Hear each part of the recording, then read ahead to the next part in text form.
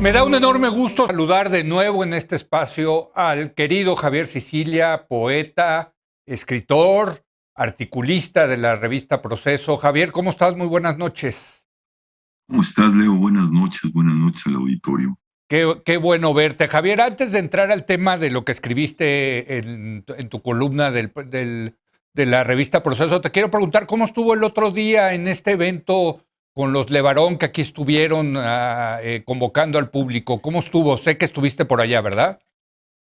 Sí, ahí estuvimos, bueno, la familia Levarón es como parte de mi familia y pues bueno, pues atravesado por varios, por un lado el sufrimiento, el duelo, el dolor, estos tipos de cosas pues nunca se cierran.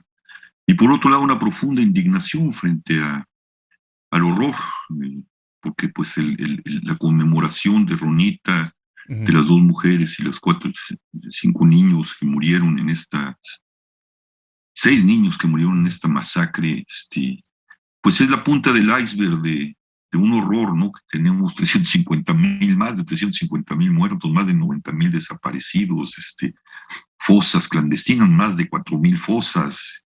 Bueno, el horror es inmenso hacia atrás y hacia adelante, pues, ¿no?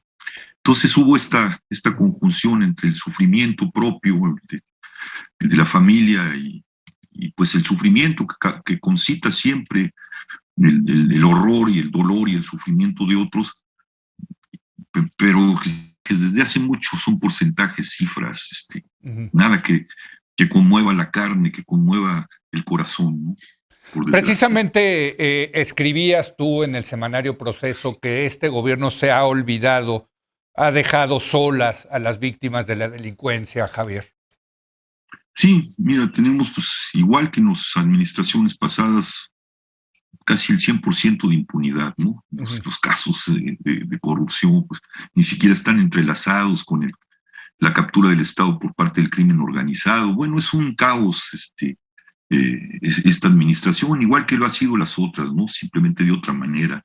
Y, y bueno, esa es la realidad. El problema es que Andrés Manuel este, pareció en algún momento, y así fueron los acuerdos y se trabajaron Ujú. sobre la justicia transicional, y de repente se olvidó de ese asunto, ¿no? Y no solo eso, cuando toma ya posesión de la presidencia, olvida, hace una sola comisión de la verdad absolutamente ineficiente, que es el del caso de los 43 de Ayotzinapa, como si a ese caso se redujeran Ujú. los 90,000 desaparecidos, los 350,000 asesinados, las fosas clandestinas, y, y olvida a las víctimas. Y no solo eso, le da carta de naturalización al ejército, lo que el sueño de Calderón lo hace posible.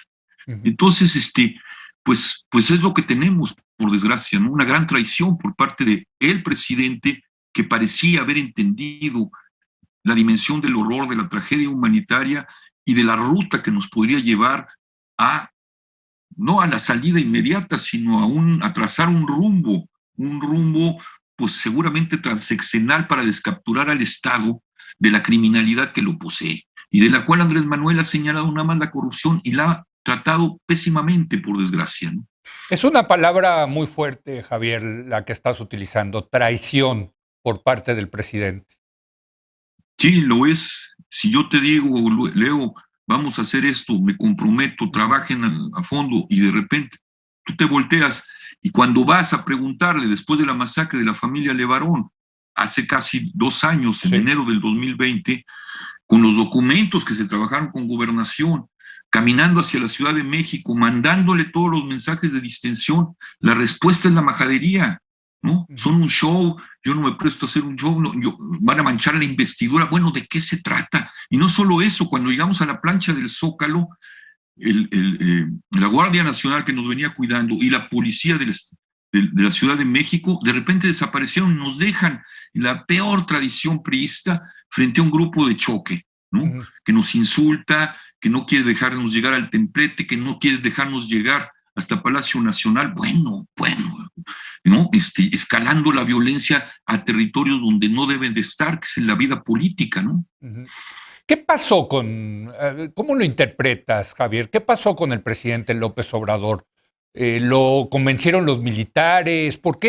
¿Por qué este cambio de postura del Andrés Manuel, candidato al Andrés Manuel presidente?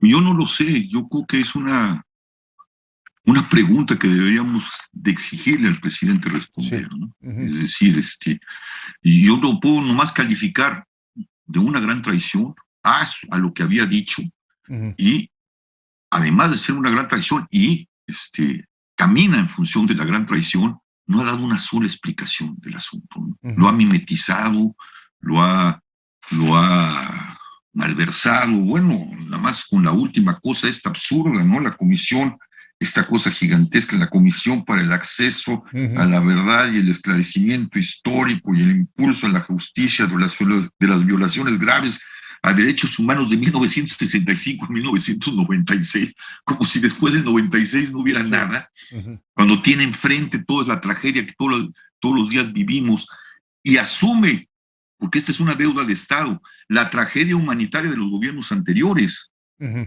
Sí, y tenemos claro. Esta pifia, pues, ¿no? Entonces, sí, pues no hay una voluntad política, y no puedo más que definirlo como una gran traición, a la cual que tiene que dar una explicación, si es que hay una explicación. Déjame, porque no la vemos. Y lo que falta, Javier, porque el otro día estuvo aquí con nosotros Alejandro Ope, que tú conoces, experto de seguridad, sí, nos dio una estadística que verdaderamente yo no la tenía en mente, pero sí es impresionante, que en México se cometen asesinatos, el mismo número de asesinatos en 3 días que todos los asesinatos en España. En 3 días, aquí en México, los asesinatos que toman 1 año en España. ¿Cómo ves? Sí, es una dimensión del horror espantosa, sí, espantosa. Sí. Y no hay ninguna voluntad. El problema no solo es la traición del presidente, ¿no? Me cuesta mucho trabajo llamar presidente a alguien que no preside verdaderamente una nación, pero bueno, me cuesta mucho trabajo entender este mimetismo, esta ausencia de voluntad política frente a un drama, y me cuesta mucho trabajo entender que la gente empecemos a normalizar esto, ¿no? Aceptar cualquier cosa. Sí, ¿no? Sí. Cuando el asesinato de mi hijo en 2011 salió una nación a reclamar, ¿no? Cuando salió los 43 de Ayotzinapa, salió otra vez la nación a reclamar. Hoy tenemos tragedias como la de los Levarón, nomás para poner un ejemplo, masacres todos los días, sí. Y no nos atrevemos a salir. Parece que ya nos acostumbramos a que eso es parte de nuestra vida cotidiana, a que la amenaza a nuestra libertad, a la que en la posibilidad de tener justicia nos estamos acostumbrando y a decir, bueno, pues salir como en una ruleta rusa, ¿no? A ver si regresas a casa, ¿no? Sí, no, totalmente. Javier, ¿algo más que agregar? Se nos acaba el tiempo, que me da mucho gusto que estés con nosotros, desde luego. Igualmente. Pero algo más que agregar, o sea, yo creo que hay que convocar a la gente a que no se olvide de esto. ¿Sabes que ya empezamos a notar que cuando empezamos a hablar de violencia, la gente le empieza a cambiar? Hay un tema de agotamiento muy preocupante en esto, Javier? Muy, muy preocupante. Y el problema es que seguimos, yo creo, Leo, con esto ya concluyo, ¿no? Que los medios siguen tomando esto como casos, como si fuera nota roja, ¿no? Como si estuviéramos en Europa, ¿no? Un caso ahí terrible, un tipo que se come que viola a mujeres y luego se las come, ¿no? Que en Europa parecería un gran escándalo. Bueno, esto es parte de un pequeño cosa que sucede todos los días de diferentes maneras. Y si seguimos tocando esto como casos y no como un fenómeno de captura del Estado, ¿sí? No vamos a entenderlo, y entonces la gente empieza a hartarse. No, digámoslo, esto es un fenómeno, y un fenómeno que tiene que ver con el Estado, con un Estado capturado por el crimen organizado. No solo el gobierno de Andrés Manuel, son todos los partidos, y necesitamos una unidad nacional con una base de mínimos que vaya a atacar este problema, porque si seguimos así, pues el discurso democrático no existe. Existe como discurso, la realidad democrática no existe. No hay democracia cuando no hay verdad, no hay justicia, hay miedo y hay violencia. Nunca he visto un país que tenga democracia en esas condiciones. Pues te agradezco. Entonces sí creo que tenemos que hacer un acto de unidad. Te agradezco mucho, como siempre, que hayas estado el día de hoy con nosotros, Javier. Nosotros no vamos a soltar el tema, desde luego, porque sí lo entendemos como uno de los graves problemas que vive este país. Gracias, Javier. Gracias a ti, Leo. Buenas tardes, noches al auditorio. Gracias a Javier Sicilia. Voy a hacer una breve pausa y ahora voy a hablar con Max Kaiser. Él es experto en el tema de la corrupción, de qué está pasando en México en esta transición. ¿Se ha mejorado, se ha empeorado en el tema de la corrupción? Regresamos.